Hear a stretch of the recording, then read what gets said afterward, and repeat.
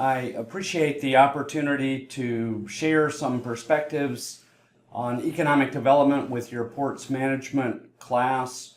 I will confess at the outset of the presentation that I am not an expert in port supply chain or logistics infrastructure.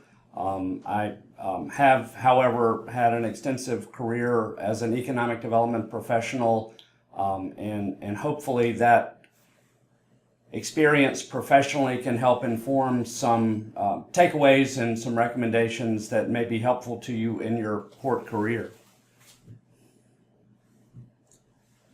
My name is Don Kirkman, and I'm currently the director of the Carteret County, North Carolina Economic Development Department.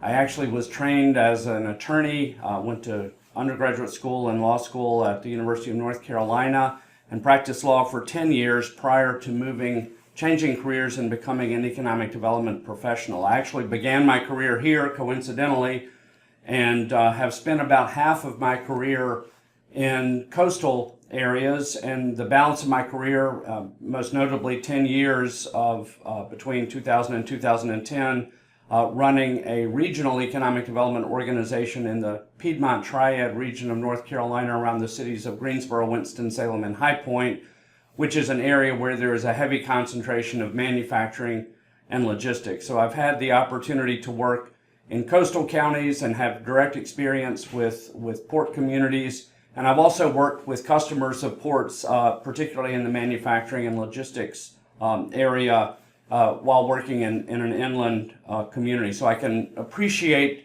the important role that ports play in economic development, both in the home communities where ports are located, as well as more expansively across the spectrum and the geography of our entire United States. I was pleased to have the opportunity to work with former North Carolina Ports Director Eric Stromberg, who is the director of your program, when he was the director of the North Carolina ports from, I believe, around the mid-1990s to the mid-2004-2005 time frame. During that time, I was active with the North Carolina Economic Development Association as both a member of the board, as an officer, and then ultimately as the president of the North Carolina Economic Development Association. So I was delighted when Eric reached out to me and asked if I could provide some perspectives, at least through an economic development lens, on your class and your future careers as port managers. I have divided the presentation today into three discrete sections. The first and the longest of which is going to be more of a sort of an economic development overview and provide some of my personal perspectives on economic development.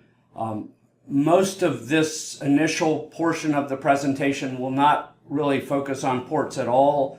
As I said, I'm not expert in port management or logistics, but I will begin to address that in the second section of the program in talking about the role of ports in economic development, which occurs in many different facets, and I'll try to cover those briefly. And then the final section of my presentation today will be just a couple of slides in conclusion, talking about some observations and hopefully some takeaways and recommendations that may benefit you in your port management career. As I said, the first section is really more kind of almost a theoretical discussion of economic development and economic development policy. And I want to start with what I think is probably the most important slide that I will share with you today, which is what the definition of economic development is. And I think it's critically important to anyone dealing with economic developers and even with public policy makers to have a sort of common definition of what economic development is, because without that, it's very difficult to strategize and even to talk more specifically and tactically about, for example, the role that ports play in the economic development process. We have had a tendency in recent years, I think, in discussions about economic development to default to the notion of economic development as being synonymous with new business attraction or business recruitment. That does tend to get a tremendous amount of publicity, and it's understandable why people who think about economic development and read about economic development often see it in the context narrowly defined around attracting new businesses. But I want to try to dissuade you of falling into that trap, because that is simply one component or one element of a comprehensive economic development vision. And I think it's important, and I've done this in my consulting career when working with local communities. Initially, when we gather stakeholders and community leaders together to really spend some time talking about what economic development is. And I have found that the easiest way to approach this, and it seems very simplistic, is to talk about economic development as literally the development of an economy. And that's going to be true at every geographic level, whether it's the federal level, a state level, regional, or local city and county level. By embracing this broad definition of economic development as the development of an economy, it's much easier for stakeholders at the local level and partners involved in the economic development process to begin to think about the many factors that come into play in the development of an economy. And obviously, economies develop differently. Even in coastal areas, there are tremendous differences and nuances between, obviously, port communities in Texas and those in the Carolinas and those in New England. But more importantly, the overall economy develops very differently. And the same economy can develop differently over time.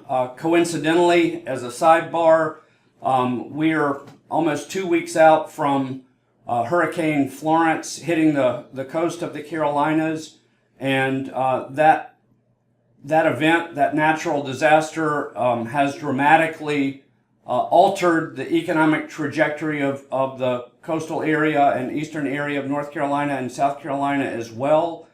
And as a sidebar, I will share that I had the privilege of working in the Emergency Operations Center here in Carteret County, not during the storm because I evacuated, but in the immediate aftermath of the storm. And the complexity of the storm management and recovery efforts was astounding to me. It was my first experience working in an emergency operations center, and it was interesting to observe, among other partners in the command and control center, the work of the Coast Guard and the close coordination between the Coast Guard and the Port of Morehead City, which is located here in Carteret County.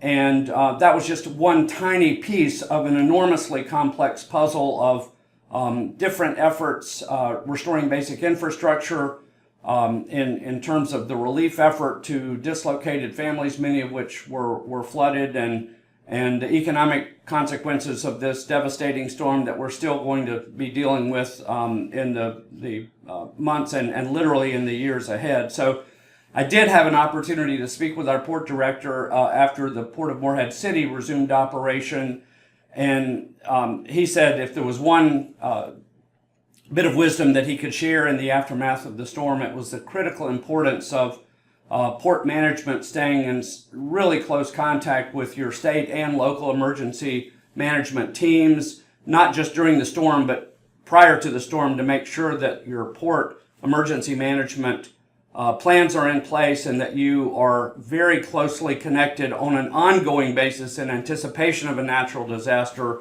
with your state and local emergency management team. So forgive that aside, that was not germane to the topic on which I was asked to speak, but it's very fresh, and since you're all going to be working in areas that are going to be potentially subject to natural disasters, I can't emphasize enough the important work that has to be done prior to the disaster to coordinate the management of your port facilities through the disaster and in the immediate aftermath of the storm. I'm pleased to say that we have a very small port here. I think the Port of Morehead City, which is a bulk and break bulk port, is the 87th largest port in the United States, so there's not nearly as much effort required to bring the port back online as it would be in many ports that you will be working with that are much larger than the Port of Morehead City.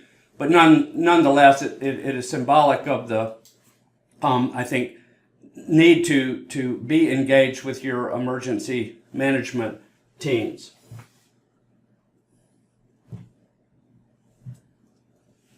So why are we even talking about economic development? Why is economic development important?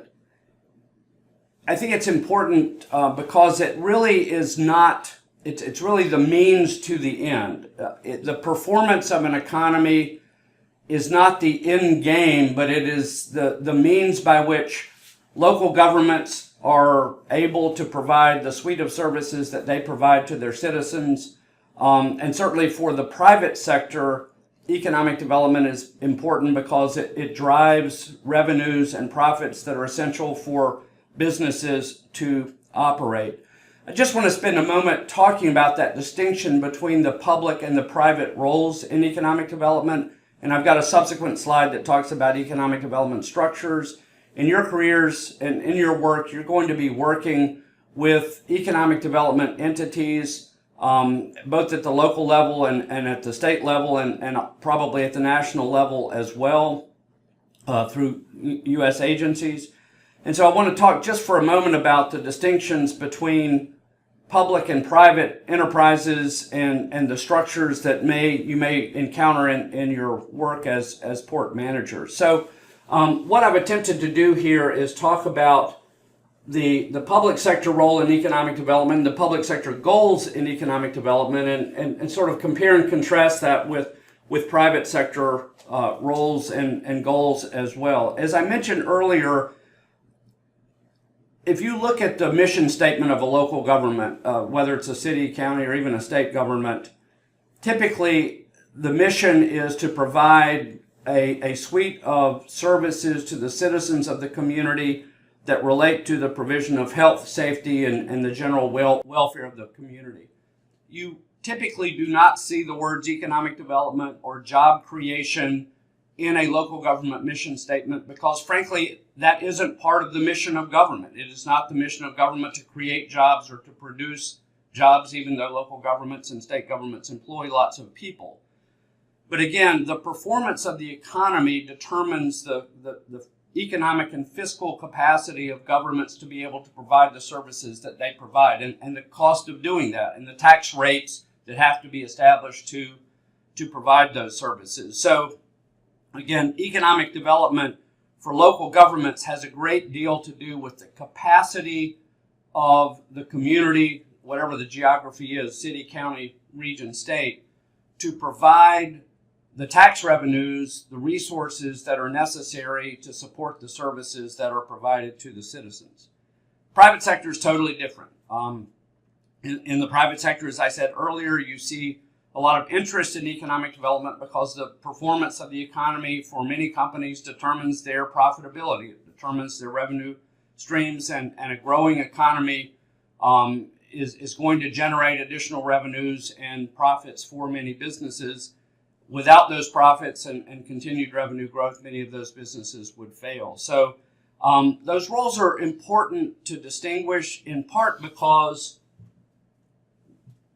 when you're dealing with economic development entities, you need to understand whether they are a public organization, a private or a public-private organization, what the roles of those boards of directors and the governing bodies are and their perspectives on why economic development is important. So in thinking about structures, I've identified here the three that are most predominant, and I'll just briefly discuss them.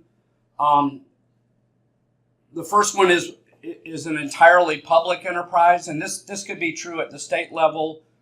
At the national level, the U.S. Department of Commerce is generally responsible for commerce-related activities in the United States, but obviously there are important roles of other of other federal agencies that impact economic development, from labor to the Army Corps of Engineers on your dredging project. So, but again, these are activities that generally reside in a governmental body as a department of government. Interestingly, when I began my career as an economic developer, I began that career here in Carteret County after being an attorney in a local law practice here. I was hired as the executive director of the Carteret County Economic Development Council. The council was a public-private entity. It was a 501c4 nonprofit corporation that had business memberships, but it was predominantly funded by county government. About 75% of the funds were provided from county government. So it was a public-private enterprise. Since I've taken this job back again approximately 1 year ago, it has evolved into a department of county government. So it is an entirely public enterprise with no business members. The governance is basically through the county manager and the county board of commissioners for whom I work. So just in this county, we've seen an evolution of the model change. And then the last model that is described here is a private model, and most often that is a delegation of the economic development responsibilities to a chamber of commerce. That can also be done by contract from a public entity, a county, or a city. And so in that sense, it is arguably a public-private enterprise because that contract typically is accompanied with a significant infusion of public funds. But generally, the governance in those situations is predominantly private. It's the board of the Chamber of Commerce. There may be governmental representatives on that board.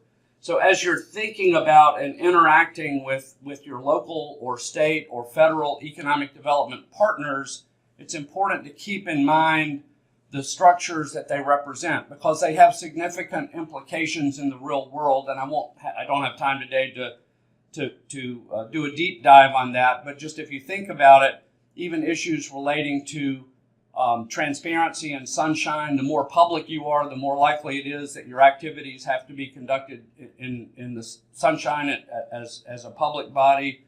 Also, I would say in dealing with private sector enterprises, you have a greater possibility of having potential conflicts of interest where you're dealing with businesses that may have a vested interest in the economic development outcome that may or may not align with the public goal, or and if it doesn't, you may have conflicts between the goals of the public sector and the private sector.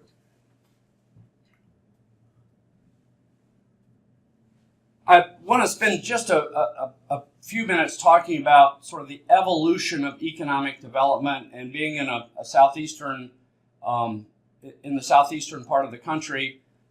I see this through the lens of our own experience here in the Carolinas, and I've also worked in Florida and South Carolina. I would say really the business of economic development really began to flourish back in the 1950s, and it was largely an effort on the part of southeastern states to essentially raid the Northeast, the Mid-Atlantic, and the Midwest to try to bring companies that were manufacturing, generally enterprises from those areas into the Southeast.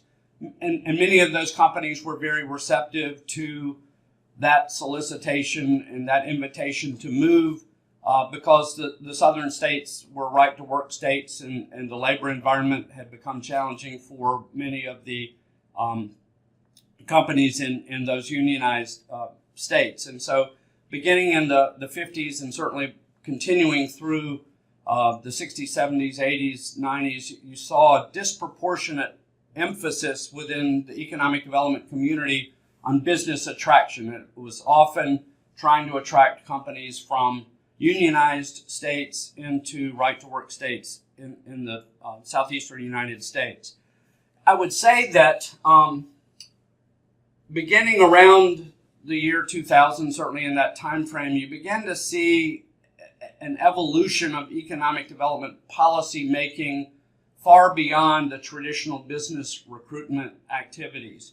And increasingly, there is now still an emphasis, and it began probably 20 or so years ago, on what we call BRE, or business retention and expansion. I think people began to recognize that working with the companies that were already there both in trying to retain them there and helping them grow, was a much more efficient utilization of resources than trying to recruit, market, and then incent the recruitment of companies to move.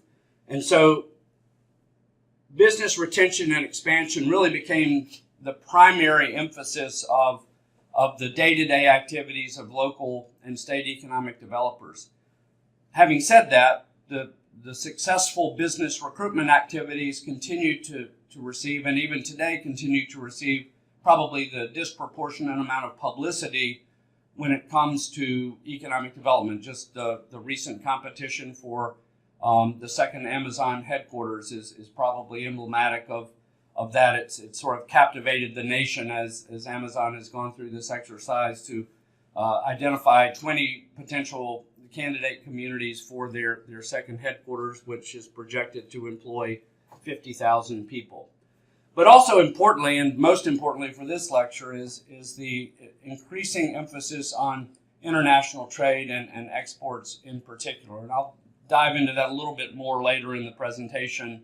But it's really only been within about the last 20 years that exporting and international trade have really been elevated into a high economic development priority. I would say still this is disproportionately at the federal and state level, not as often not as much of a focus at the local economic development level, but that's in part because a lot of local economic developers like myself don't really understand international trade and exporting the way that we arguably should, but we often defer to our state and federal partners this component of an economic development strategy. Other areas that are increasingly being recognized as important to economic developers generally are tourism, entrepreneurship, and business startups. And I didn't put it on the slide, but even retirement is becoming a focus, including a focus here in Carteret County.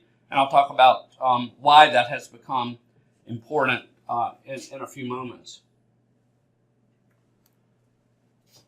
Unquestionably, the largest single challenge that economic developers are facing these days is the labor shortage. We're experiencing right now a national unemployment rate that is at an unprecedented low, hovering slightly below 4%. Some of our communities in North Carolina and across the nation are under 3%. It is incredibly challenging right now for businesses to find employees, and not just skilled employees, any employees at every level, from basic entry-level positions to highly skilled positions. And this is really changing the economic development business tremendously, to the point now that the traditional areas of business attraction and business retention and expansion are now increasingly in conflict. I know in my local work, in our small community of 70,000 people, when I go call on existing businesses, the greatest concern I hear about is the lack of available labor. So if we are to assist our local businesses, the last thing they want us to do is to attract new employers, particularly larger employers, who will compete with and often cannibalize their existing labor force. So we're actually pivoting in this county, and many other areas are pivoting their economic development strategies away from attracting businesses to attracting talent, attracting people, which is certainly something that we're trying to do here in Carteret County as well. So we're increasingly focused on workforce development and talent attraction. And I think that's going to be very important to port managers as well, because many of your most highly skilled employees, whether it's the ones whom you employ directly or the ones that are employed by your customers, are people who are aging out of the workforce. They're going to be retiring in a number of years, and filling that pipeline of new workers to work in your port facilities and with your partner organizations on your port campuses is going to be increasingly important. And I'll revisit this in a future slide. But I think it's very, very important for you to be engaged with your local workforce partners and your state workforce partners as well. I've got a couple of bullets here on what I call place, and there's an increasing emphasis on place-based marketing. This is probably not as important to you as port managers, but increasingly we're seeing communities pivot away from sort of the traditional site selection factors to, again, place more emphasis on quality of life and place-based assets that would be attractive for a new workforce of workers that can work remotely, choose to work wherever they want to live. And so this is another trend that we're seeing.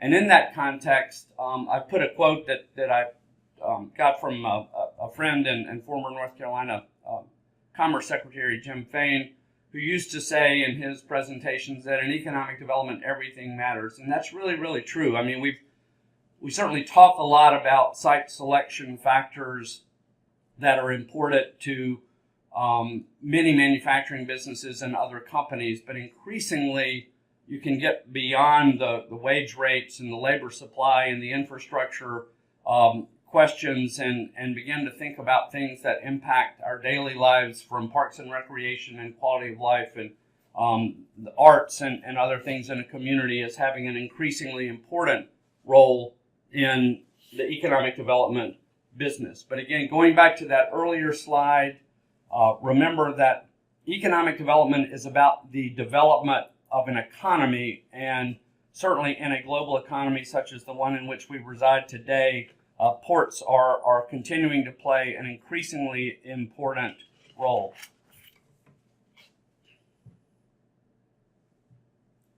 So I'm going to conclude this section, and we'll take a brief break and then return to begin to talk more specifically about the role that ports play in economic development.